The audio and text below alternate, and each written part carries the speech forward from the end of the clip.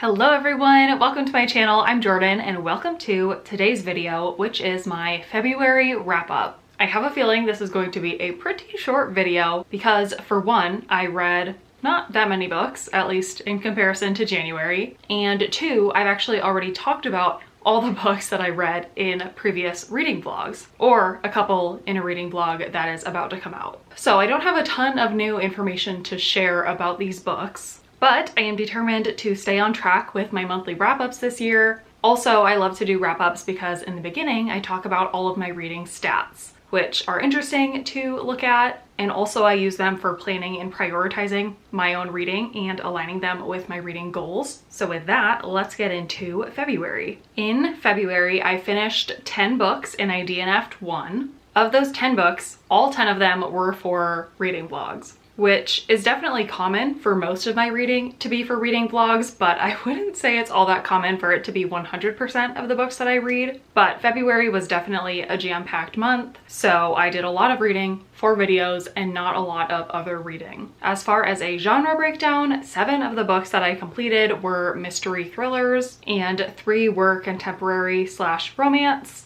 As far as the breakdown of my star ratings, this is interesting. I did have 1 1-star book. I had 0 2 stars, 2 3 stars, 7 4 stars, and 0 5 stars to make an average rating of 3.5. That's definitely not my best. 7 4 stars is good, but I'm a little sad that I had no 5-star books. As far as the format that I read in February, 8 of the books I read as ebooks, and I had gotten access to all of those through NetGalley. 1 book I own a physical copy of and read physically, and 1 book I own a physical copy of but listened to the audio. As far as author demographics go, 9 of the books that I read were written by female identifying authors, 0 by male authors, and 1 was a non-binary author, at least as far as I know or could find out. As far as author diversity, 7 of the 10 books that I completed were written by white authors and 3 were written by BIPOC authors, which is 30%. Unfortunately, that is below the 40% goal that I set for myself for this entire year when it comes to reading book by non-white authors. And then as far as diverse representation inside of books, only 4 of the 10 books that I read had some kind of notable diverse representation. So 2 of the books featured BIPOC main characters and 2 of the books featured LGBTQ relationships. That again is unfortunately only 40% of the books that I read, which is less than my 50% goal that I have for myself this year. So disappointing that I'm not reaching those goals, but that's why I track this on a monthly basis so that hopefully I can correct it going forward. And last but not least, the final stat that I track is publishers. 9 of the 10 books that I read were published by one of the big 5 publishers. So that's 4 by Macmillan, 2 by Hachette, 2 by HarperCollins, and 1 by Penguin Random House. And only 1 book was published by either an independent author or independent press, and that was 1 by Sourcebooks. That's a stat that I don't have a specific goal around. I'm just tracking it for my own knowledge to find out where the books I read are most often published from. All right, and then with that, we can get right on into the books. Because I have already talked about, or I'm going to talk about all of these books in reading vlogs, I'm not going to go too in depth with my reviews in this video. Instead, I'll just tell you the books I read, tell you my star ratings, and then if you want additional information, I will link the relevant reading vlogs below in case you missed them and want to go back and hear my much more in-depth thoughts about each of these books. So the first video that I put out in February was my February ARCs reading vlog, which I think I titled as February New Releases Reading Vlog because most of them were out. They weren't really advanced copies anymore. But the books that I read for that video were, first of all, 10 Hours to Go by Keely Parrick. This is a young adult mystery thriller with a little bit of a survival element to it that I gave 3 stars. Then I read A Love Song for Ricky Wilde by Tia Williams.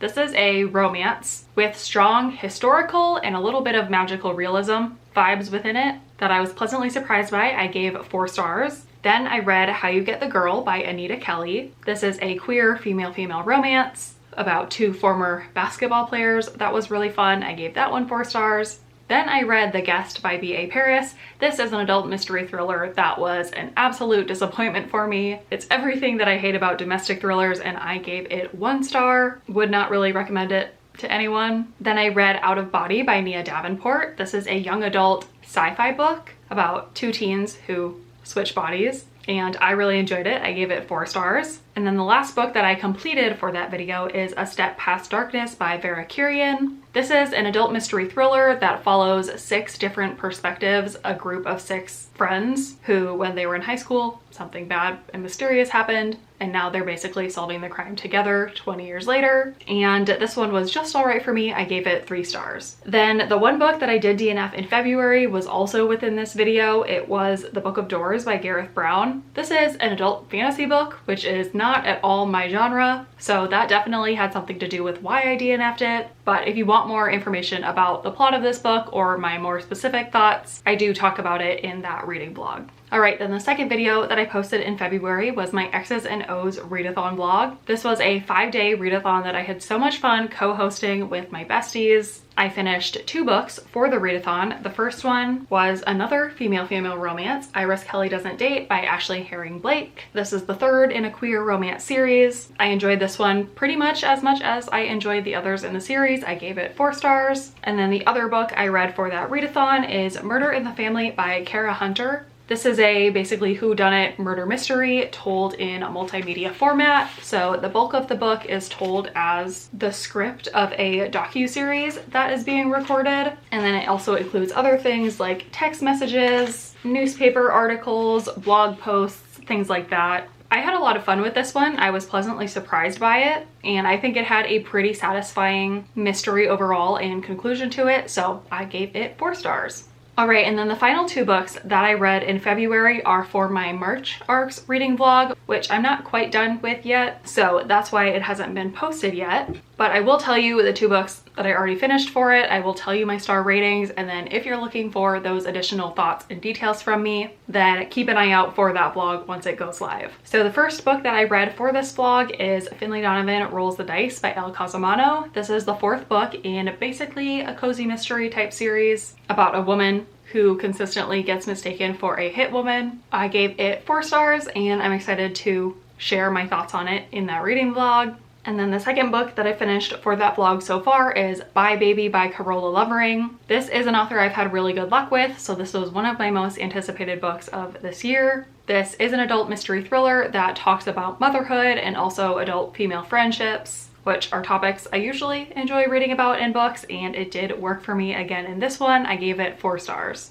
So with that, kind of a quick hitter, but I am happy with the 10 books that I did finish in February. I feel like I'm still in a good groove getting into March. I've got plenty of books to read and plenty of content to make. So with that, please let me know if you have also read any of the books that I talked about in this video, what your thoughts were on them. And then let me know how many books you finished in February and which one was your favorite if you had to choose. I didn't even think about this question for myself, but I guess if I were going to answer, it would be A Love Song for Ricky Wilde, which I didn't even show this physical version when I was talking about it because I read it as an ebook, but I did get the physical copy through Aardvark. I think the cover is beautiful. Like I said, I really enjoyed the book, so I'm excited to have a physical copy. And even though it's a 4-star book, I am happy to say it was my favorite in February. Other than that, I don't think I have anything else. So thank you so much for watching this video, and I will see you in my next one.